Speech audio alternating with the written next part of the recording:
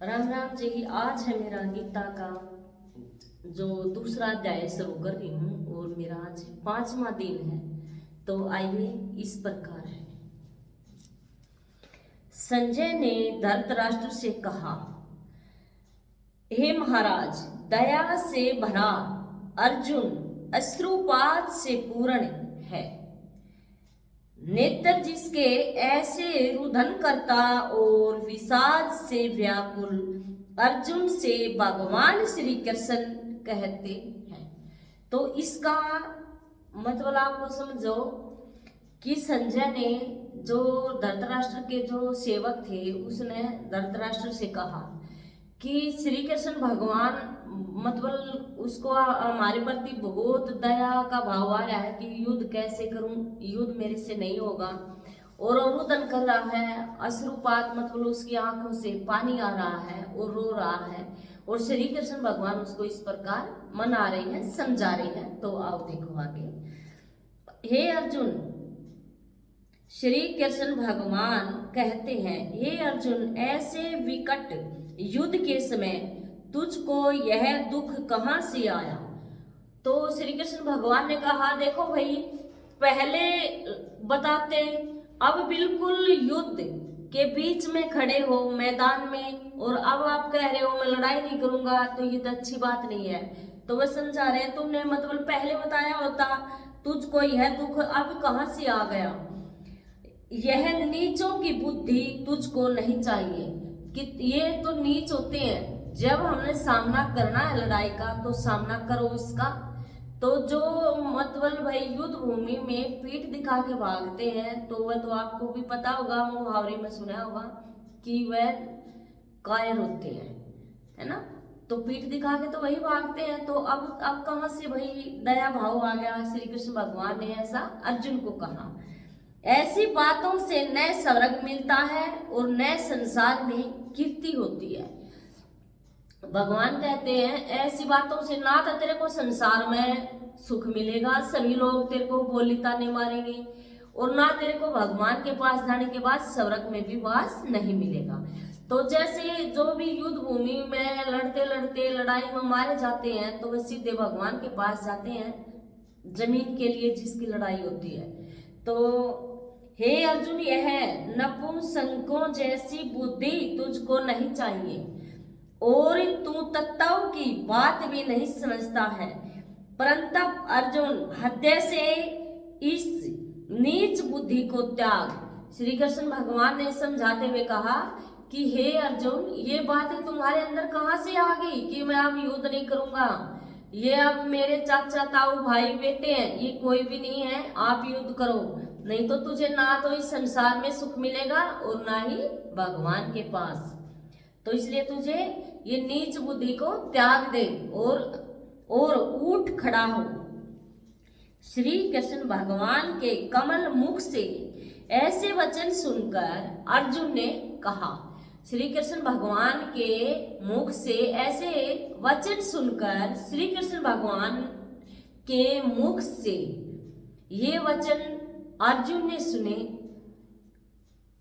तो इस पर अर्जुन ने कहा, श्री कृष्ण भगवान के कमल जैसे मुख से ऐसे वचन सुनकर अर्जुन ने कहा, हे मधुसूदन जी, भीष्म और द्रोणाचार्य तो पूजा के योग्य हैं। कौन? भीष्म पितामह, है ना। और द्रोणाचार्य ये तो पूजनीय है, इनके साथ में लड़ाई कैसे करूं। तो इनकी तो पूजा होनी चाहिए,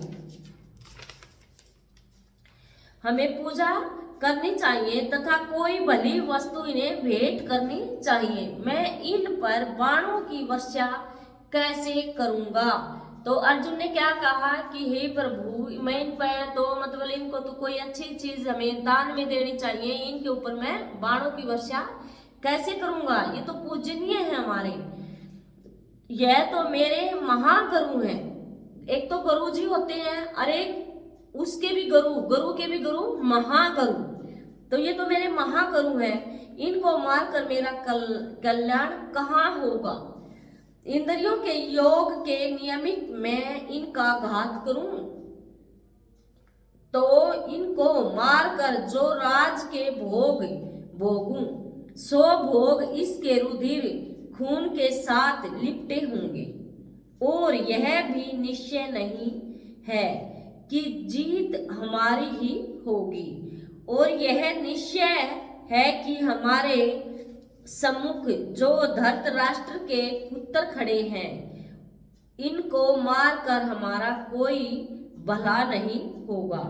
और यह तो आपने कहा कि नीच बुद्धि को प्राप्त मत हो। मैं नीच बुद्धि के पाप को नहीं जानता, और मैं ऐसा मूर्ख हो गया हूं जो धर्म अधर्म को भी नहीं समझता। धर्म क्या है और अधर्म क्या है, हे प्रभु जी, मैं शिक्षा के योग्य हूँ, और मन वचन कर्म से तुम्हारी शरण में आया हूँ। ऐसा श्री कृष्ण भगवान से अर्जुन कहते हैं। जिससे मेरा कल्याण हो, निश्चय कर कृपा यह बात मुझे कहो। प्रभु जी, इसी शोक से मेरी इंद्रियां सूख गई हैं, सो ऐसा कोई बात मैं नहीं देखता जिससे मेरा शोक दूर हो। हे प्रभु जी, जो शत्रुओं को मारकर निष्कंठ सारी भूमि का राज्य पाऊं, और देवलोक जो स्वर्ग है उसकी राज्य श्यामगिरी पाऊं, तो भी इनको मारकर मेरा शोक दूर नहीं होगा। भूमि के राज्य की तो बात ही क्या है। वो क्या कहता, मैं तो स्वर्ग लोग भी इसके बदले में मिले, मैं तब भी इनको नहीं मार सकता।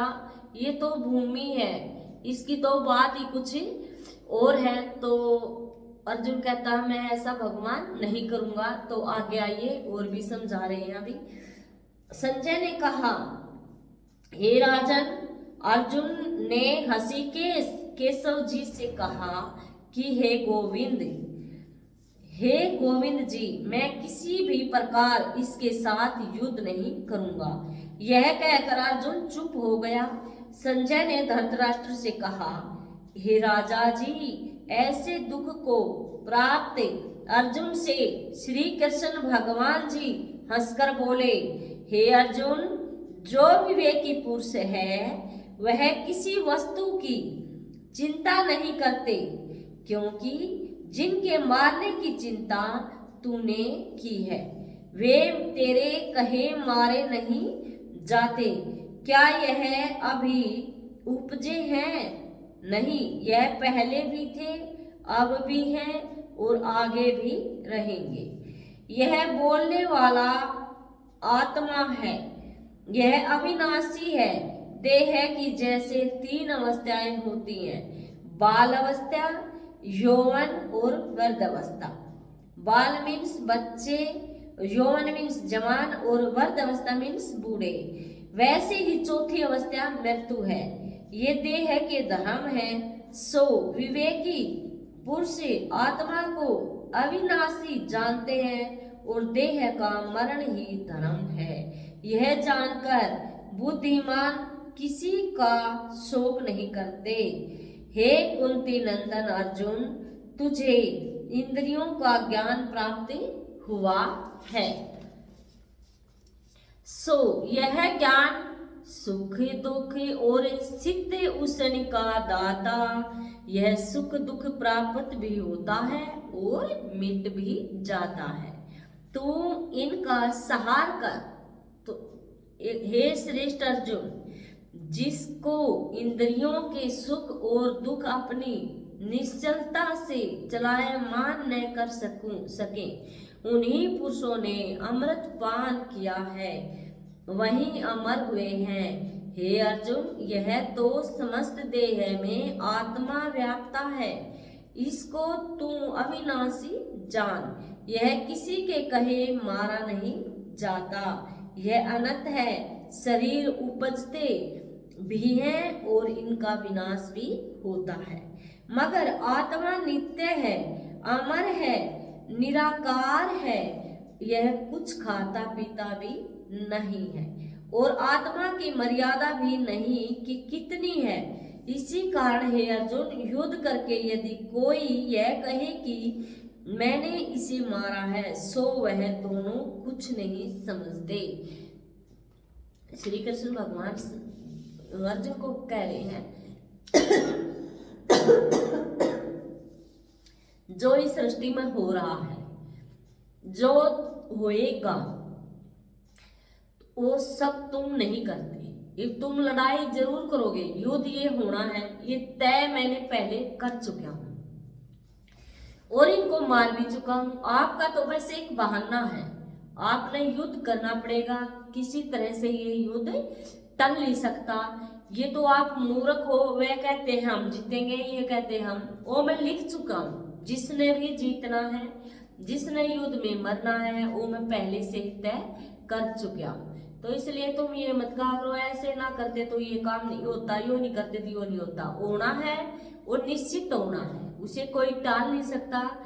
ये भगवान श्री कृष्ण जी का आदेश है, उसकी किरण चलती है, वही सबका लेखा जोखा है। और न कोई मरा है, न किसी ने मारा है। आत्मा कैसा है, यह अजन्मता है, न मरता है। आत्मा अजर है, जन्म मरण से रहित है, नित्य अविनाशी है, शाश्वत और पुरातन है, और किसी के कहे मारा नहीं जाता। केवल शरीर मरते जन्मते हैं, इसका मरना ही धर्म है, परंतु मरना आत्मा का धर्म नहीं है। ये मरना आत्मा का धर्म नहीं है। हे अर्जुन, जिन्होंने ऐसे अविनाशी आत्मा को नहीं पहचाना, वही पुरुष कहते हैं। उसे क्या कहते हैं? उसी को तो पुरुष कहते हैं कि उसको हमने मारा या अमुक ने हमें मारा। देह और आत्मा का संयोग अर्थात इकट्ठा होना किस प्रकार है, यह सुनो। जैसे पुराना वस्त्र उतार कर नया वस्त्र पहन लिया जाता है, इसी प्रकार आत्मा पुरानी देह को छोड़कर नई देह ले लेता है। आत्मा ने न शस्त्र से काटा जाता है, न अग्नि से जलाया जाता है, और न ही यह जल में डुबोया जाता है। न पवन ही से सुखा सकता है। आत्मा छेदने, काटने, जलने, डूबने, सूखने से रहित अविनाशी और सर्वव्यापी है, सर्व देहों में भरपूर है। इसी से निश्चय कहा जाता है, सनातन पुरातन है, आत्मा अव्ययी है। किसी ने आत्मा को न तो देखा है और न समझा है, न आत्मा को कभी सुना है। तो ये तो आत्मा है, कुछ काम काज भी नहीं करता, और ये आत्मा कुछ काम काज भी नहीं करती है। तो ये बाकी का मैं फिर कल सुनाऊंगी। आज मैं अब यहीं पर विराम देना चाहती हूँ, तो आप सुनिए। ये कृष्ण भगवान ने जो समझाया वो आपने भली प्रकार से सुन लिया होगा। तो ये मैं ये बाकी का आगे से कल करती हूँ। आज ये दूसरा अध्याय पढ़ा है मैंने, और दिन हो गया, आज मेरा 5वां दिन है जी। डेली भागवत पढ़ी जाएगी, डेली। मैंने तो यह बहुत बार पढ़ रखी है, लेकिन मैं सब तक पहुंचाना चाहती हूँ कि सभी भागवत सुने। देखो, जो हमारे आवाज मुंह से निकलती है, भागवत गीता, ये बहुत ही काम की चीज होती है। तो मैं तो आज ही गीता सुना रही हूँ, 5वां दिन है आपको। तो गीता आप पढ़ा करो, जरूर इसको सुना करो। सुनने से ही ज्यादा फल मिलता है, पढ़ने से भी ज्यादा सुनने का फल मिलता है। तो प्रेम पूर्वक सुना करो। और राधे राधे, गीता माता की जय।